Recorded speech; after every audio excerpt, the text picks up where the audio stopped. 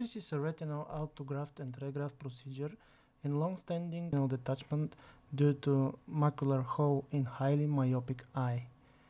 This is the view of the detached retina and the size of the hole, which is roughly around 23 gauge vitreotome, so it's above 800 microns. This is a staining with membrane blue duo and peeling initiation in free retina. Then I use a PFCL to stabilize the fragile, highly myopic posterior pole in order to safely complete the peeling of the EOM and the existing probably epiretinal membranes there. So this is the peeling itself. I try to be as meticulous as I can.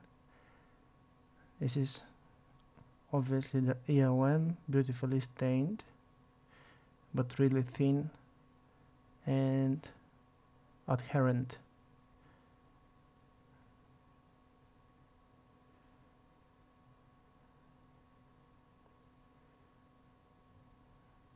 The peeling is really tough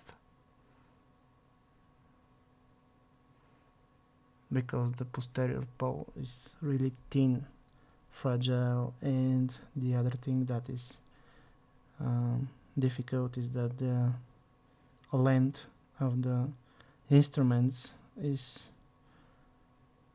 borderline, so I feel the touch of the trocars over the stopper of the instrument. So this is the EOM.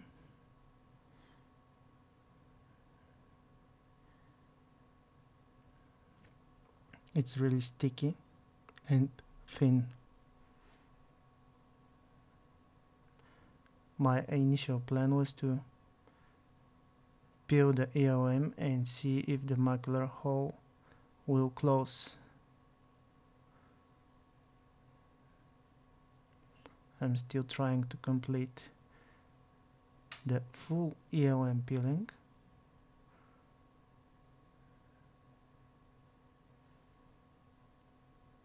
It's obviously time consuming.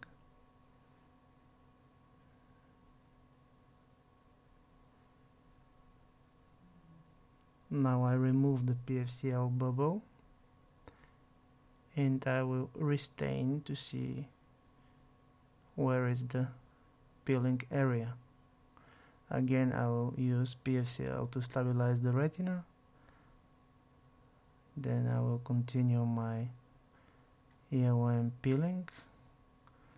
As you can see, I free the papillomacular bundle from the EOM and the macular hole also.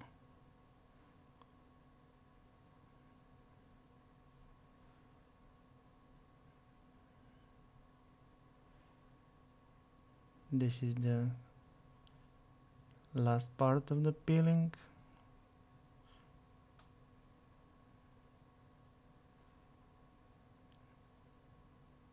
Still I'm trying to remove all the membrane and the EOM which is left there in order to relax the macular hole edges.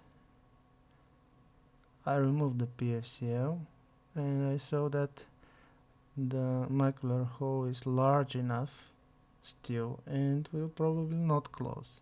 So my decision was to take a graft from the periphery, which I will use to cover the hole. As we saw in our previous autograft procedures, we harvest the graft from the periphery only with sharp scissors and crocodile forceps without using any diathermy, which I believe is the crucial moment for a graft survival, because with the diathermy we will damage the vessel tree and the RNFL layer. So carefully dissect the retina and I prepare a graft which is roughly 2 optic nerve diameters. Using the heads up setting provides me with a extreme depth of field and large visual field, so the freedom of my movements is really uncomparable to a conventional microscope oculars.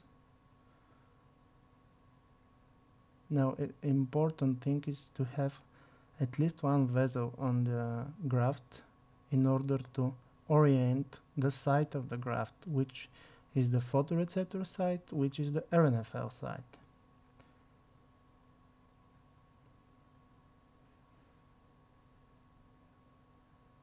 This procedure, of course, is time consuming,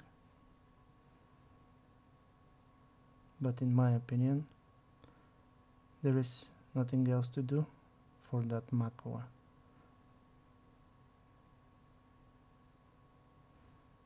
Now the graft is already free.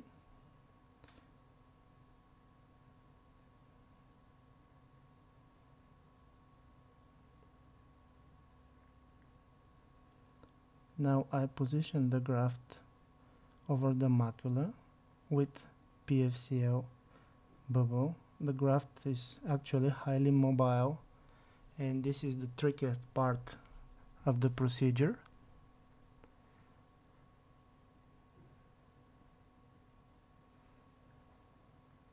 When the graft is completely covered by the PFCL bubble, we can allow ourselves to remove the forceps which is holding the graft, or we can use a spatula to facilitate the forceps removal. So the graft is already there. Now I will remove this air bubble, which obviously is covering our field of view.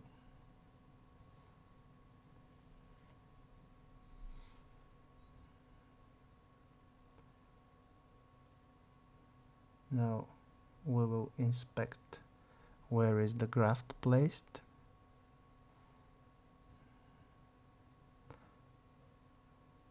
I will try to position the graft over the macular hole.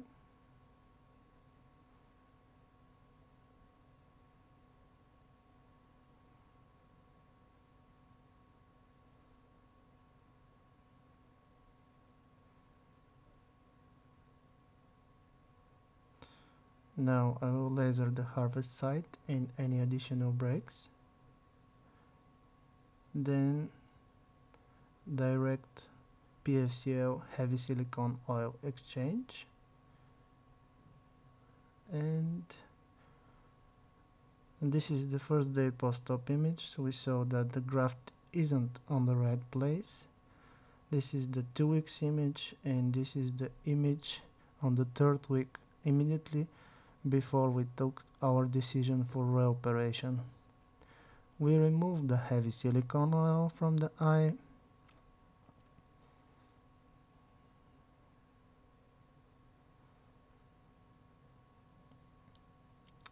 We saw that there is a large macular hole with additional paramacular hole around it, near to it.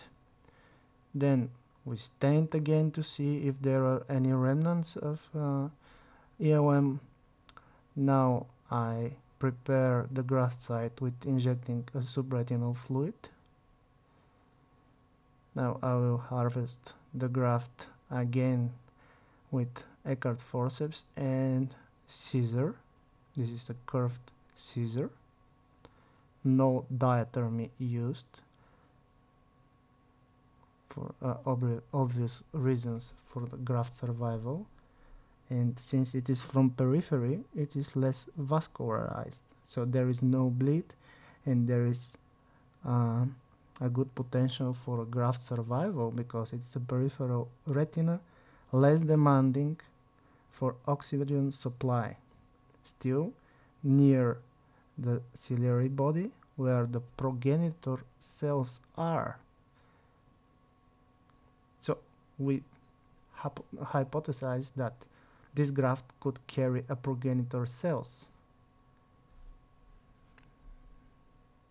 Now the orientation of the graft, you see how it wrinkles. So we can see which side is photoreceptor side and which side is RNFL side. The other thing is that the graft here is larger than the one used before in order to cover both holes in the macula.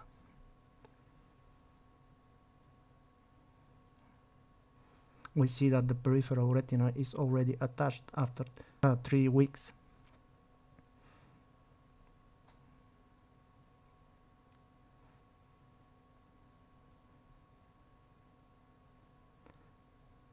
Here is the graft.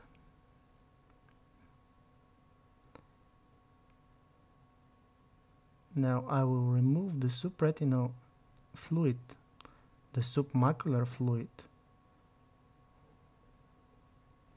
and will position the graft over both holes.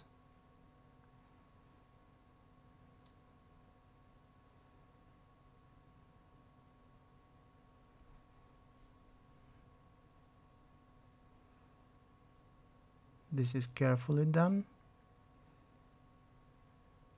using the EOM forceps, and now I believe that I covered the holes.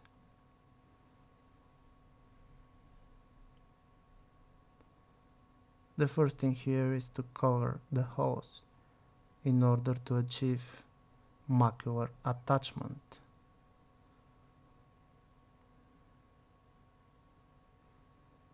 As a secondary outcome, we will judge if we will have any functional result at all.